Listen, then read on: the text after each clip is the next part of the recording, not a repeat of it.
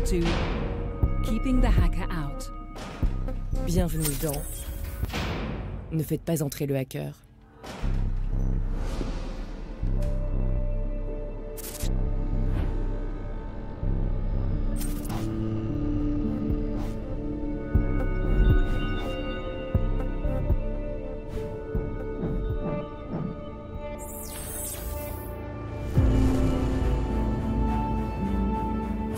Vous savez où je m'installe à chaque fois que je dois prendre le train? Non, dites-moi. Là où tout se passe. J'ai installé une clé 4G sauvage dans l'armoire et 10 minutes plus tard, j'étais dehors. Si c'est gratuit, c'est vous le produit. La plus grande qualité d'un hacker, c'est de comprendre les gens.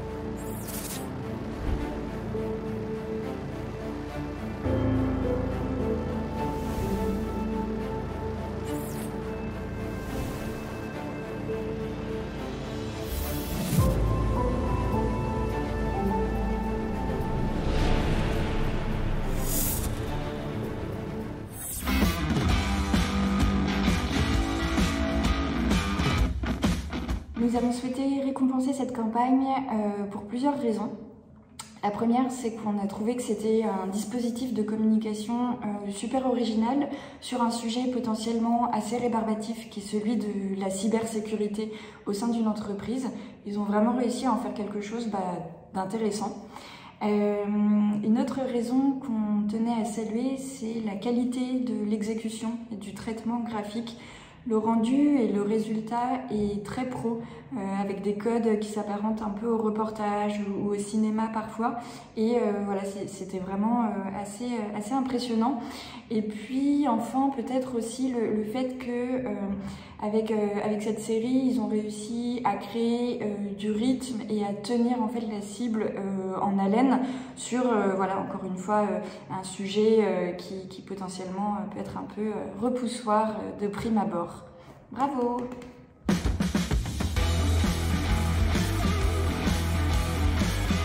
Là, pour répondre aux enjeux de cybersécurité du groupe, la direction de la communication de Somfy, accompagnée de l'agence Gartner, on a créé un concept, une campagne de communication qu'on a voulu très différente des codes habituels de communication interne. On a voulu effectivement que tout un chacun dans l'entreprise prenne ce sujet presque à bras-le-corps, en tout cas une prise de conscience très forte des risques de la cybersécurité, qu'il en soit acteur et qui connaissent effectivement ces risques, mais qui connaissent aussi les comportements, les règles que tout un chacun doit adopter pour éviter les risques de la cybersécurité.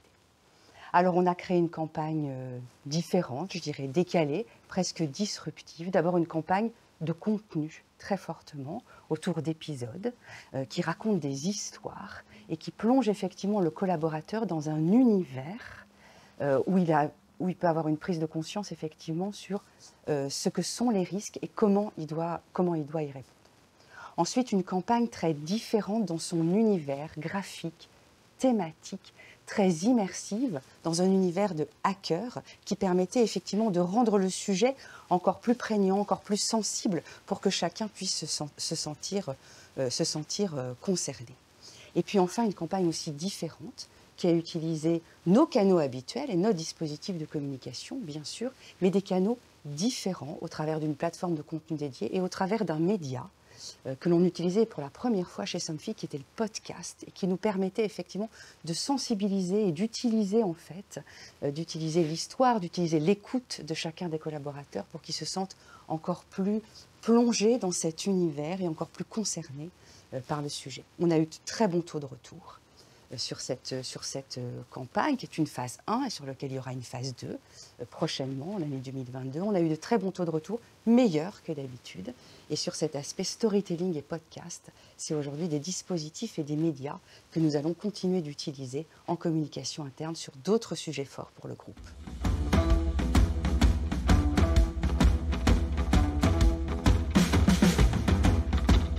Alors, en ce qui concerne le dispositif de communication pour la campagne du hacker pour Somfy, on est parti de leurs canaux de communication actuels sur les réseaux sociaux internes de l'entreprise. On a également utilisé le dispositif actuel d'affiches sur les sites de production et diffuser des teasers en fait, qui amenaient la campagne pour inviter les collaborateurs à rejoindre la plateforme centrale digitale qui hébergeait les podcasts et qui hébergeait tous les messages clés en fait, pour diffuser un peu les bonnes pratiques à adopter pour se prémunir en fait, des attaques et adopter les bons comportements.